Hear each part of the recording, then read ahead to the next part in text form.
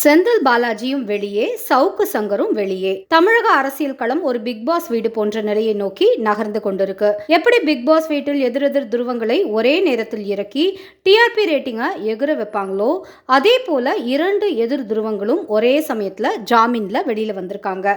யாரோ ஒரு suspend clock சொல்வதை எல்லாம் வைத்துக்கொண்டு கேள்வி கேட்காதீங்க என்று முன்னாள் அமைச்சர் செந்தில் பாலாஜி ஒருமுறை சவுக்கு சங்கரை பற்றி மறைமுகமாக குறிப்பிட்டிருந்தார். அந்த சஸ்பெண்ட் கிளார்க் என்னவெல்லாம் செய்ய முடியும் என்று காட்டுகிறேன் என்ற ரீதியில் அவர் மீது அடுக்கடுக்கான குற்றச்சாட்டுகளை முன்வைத்து பரபரப்பை பற்ற வைத்தார் சவுக்கு. வருமான வரித்துறை, அமலாக்கத்துறை என்று அடுத்தடுத்து செந்தில் பாலாஜி மீது நடவடிக்கைகள் பாய சவுக்கு சங்கர் மீது குண்டாஸ் வழக்கு வரையெல்லாம் பாய்ந்து ஓய்ந்தது. திமுக அரசியல் மிக மிக முக்கிய புள்ளியாக வலம் வந்து கொண்டிருந்த செந்தில் பாலாஜி சிறைக்கு சென்றதிலிருந்து அவர் மீது தனிப்பட்ட கவனம் செலுத்தி கொண்டிருந்தது திமுக. திமுக என்ற கட்சிக்கு செந்தில் பாலாஜி ஆற்றிய தொண்டுக்கு நன்றி செலுத்தும் விதமாக அவர் சிறையில் இருந்தாலும் இலாக்கா இல்லாத அமைச்சராக தொடர்ந்து அமைச்சரவையில் இடம்பெற்றிருந்தார்.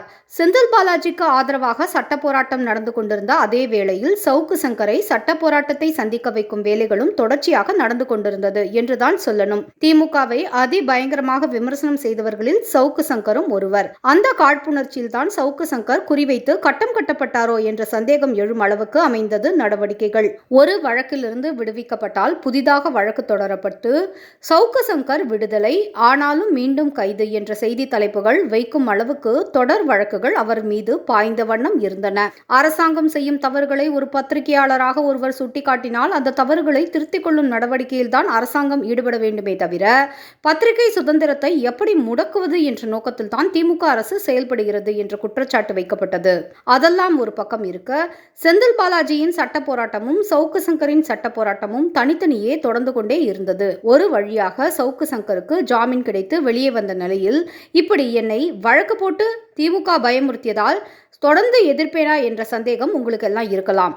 நிச்சயமாக திமுக அரசு செய்யும் தவறுகளுக்கு எதிரான எனது போராட்டம் தொடரும் என்ற ரீதியில் சவுக்கு சங்கர் காட்டமாக ஒரு பேட்டி அளிக்க, செந்தில் பாலாஜி இத்தனை நாள் சிறையில் இருந்த கேப்பில் பாஜகவும் திமுகவும் கூட்டணி வைத்து விடுமோ என்ற அளவுக்கு சில சம்பவங்கள் தமிழக அரசியலில் நடந்தேறியது. திமுகவும் பாஜகவும் எதிரெதிர் துருவங்களாக அரசியல் செய்வார்கள் என்று தமிழக மக்கள் நினைத்துக் கொண்டிருந்த நிலையில் கற்பனைக்கு எட்ட முடியாத அளவுக்கு நாகரிக அரசியலில் இறங்கி திமுகவும் பாஜகவும் பிணைந்து கொண்டிருந்ததை நம்மால் பார்க்க முடிந்தது.